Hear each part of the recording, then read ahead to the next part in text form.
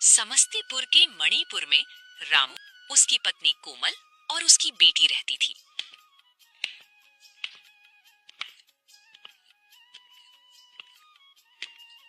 भाई, बेटी भूखी है, एक रोटी दे दो। आज दे देता हूँ, लेकिन कल से मत आना मांगने। माँ, बहुत भूख लगी है, पिताजी कब आएंगे? बस बेटी, आते ही होंगे। रामू उदास होकर घर आता है। रामू अपने भाई से 2 रोटी मांग के लाया होता है। तीनों मिल बांट के खा लेते हैं।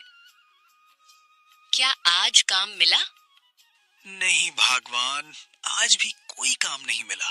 पिताजी, मेरे दोस्त मेले में मिठाई खा रहे हैं, मुझे भी मिठाई चाहिए।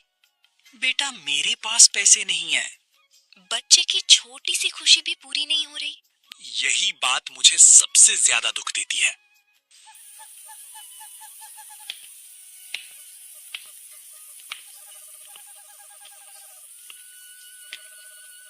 हे भगवान, मैंने मेहनत में कोई कमी नहीं छोड़ी, फिर भी मेरा परिवार दुखी है।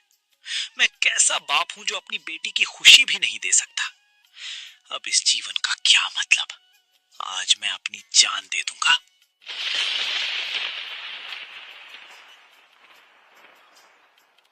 रुको रामू, तुम क्या करने जा रहे हो? तुम्हें पता है कठिनाइयों से भागना समाधान नहीं है।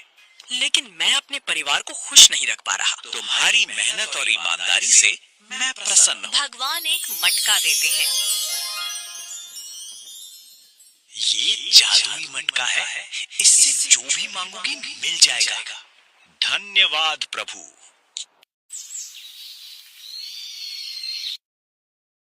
ये मटका कहाँ से लाए? भगवान ने दिया है। सच में? हे मटके, मिठाइयाँ दे दो।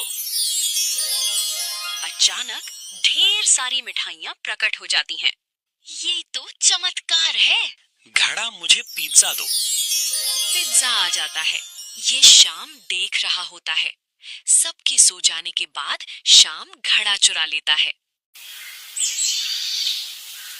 हे मटके, मुझे सोने के हजारों सिक्के दो। सिक्के प्रकट हो जाते हैं। अब मैं गांव का सबसे अमीर आदमी बनूंगा। और सोना दो, और हीरे दो, और महल दो।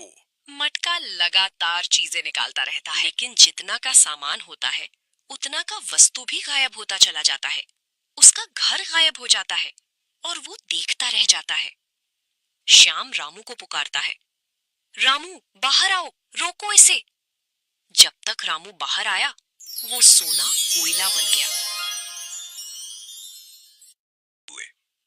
मेरे लालच ने सब बर्बाद कर दिया। गलती मान लेना ही सबसे बड़ी बात है। अचानक भगवान प्रकट होते हैं।